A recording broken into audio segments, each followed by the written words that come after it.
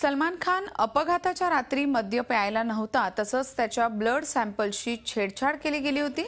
सलमान खानला फसवण्याचा हा पोलिसांचा प्रयत्न आहे असा युक्तिवाद सलमान खानचे वकील श्रीकांत शिवदे यांनी हिट अँड रन प्रकरणात केलाय। सलमानच्या वकिलांनी अंतिम युक्तिवादाला सुरुवात केली आहे। अपघात झाला त्या रात्री सलमान खानला जवळच्या भाभा हॉस्पिटलमध्ये घेऊन जाण्याऐवजी भायखळा इथल्या जेजे हॉस्पिटलमध्ये नेण्यात आलं। तिथे सलमान खानची परवानगी न घेता त्याचं ब्लड घेण्यात आलं आणि 5 मिनिटात ब्लड टेस्ट करण्यात आली। हा निव्वळ सलमान खानला अडकवण्याचा प्रकार आहे असा युक्तिवाद श्रीकांत शिवदे यांनी केला।